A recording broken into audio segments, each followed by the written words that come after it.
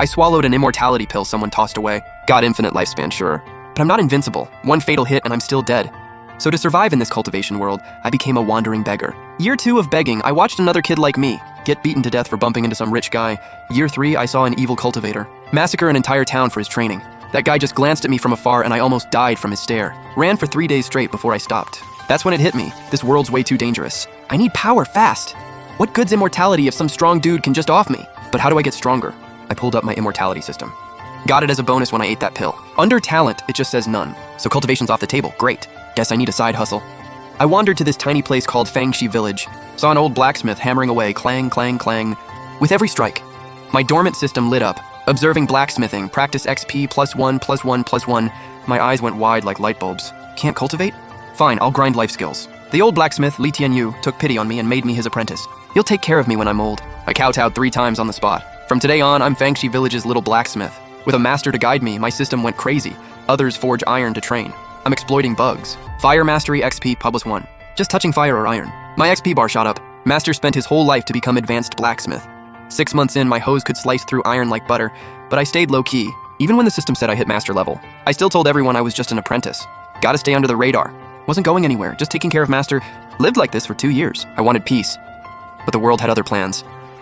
Bandits wiped out the next village. Heard they didn't even spare babies. Our village formed a militia. Leader was this martial arts guy, Wang Xiaoquan, but all he had was a rusty cleaver. Real bandits show up?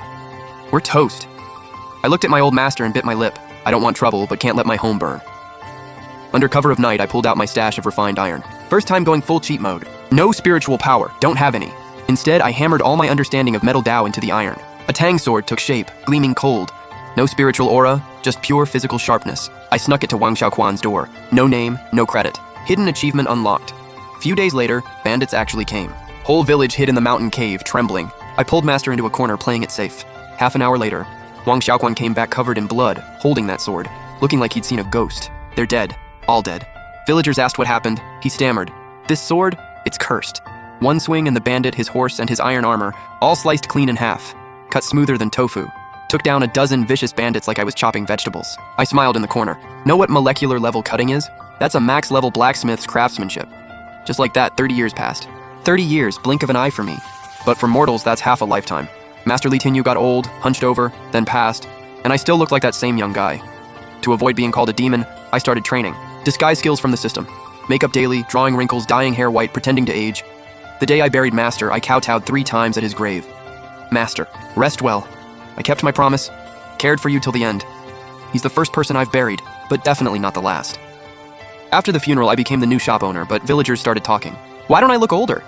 I knew it was time to move. To keep my immortal identity secret. I have to switch identities every few decades. So one stormy night, Fangxi Village's little blacksmith vanished, replaced by an outsider in Linyuan Village 100 miles away, Xiaoyu. In Linyuan, I went back to blacksmithing. This time I picked up a beggar kid as my apprentice, named him Ye Fan. Kid's something else, born with protagonist vibes. No spirit root, but that fighting spirit's just like mine back then. For fun, I compiled my Qi cultivation insights from the system into a book called 5-Year Qi Cultivation 3-Year Mock Exams, and gave it to him. Master, this book's too advanced. I don't get it. Ye Fan scratched his head. I whacked him with my pipe. Don't get it? Memorize it. Memorize it and it's yours. Kid had grit. With a mortal body, he trained Qi cultivation to master level. Just when I thought I'd retire peacefully, the system glitched. Qi cultivation has hit bottleneck. Forge a natal artifact to break through to ultra-ancient artifact. I looked at my old paper fan, the one I used to cool off. All right, you're it. I poured decades of understanding, Wind Dao, Space Dao, Karma Dao, all into this beat-up fan. The night I finished forging, no heavenly tribulation, no golden light. But when I hammered the final blow, the fan suddenly came alive, floating on its own. Mountains and rivers appeared on the fan's surface. I waved it casually. Nothing dramatic happened, just felt like space in front of me got sliced for a second. What I didn't know was in that exact moment, up in the divine realm, all hell broke loose. The Karma River, overseen by several ultra-ancient gods having tea and playing chess. Suddenly, the Karma River above the divine realm just snapped, like an invisible giant blade sliced it clean through. Pfft. All the gods spat blood in unison, flipping the chessboard. Holy shit, who severed Karma? This power is beyond heavenly Dao. Did the creator god wake up? Search. Find them now.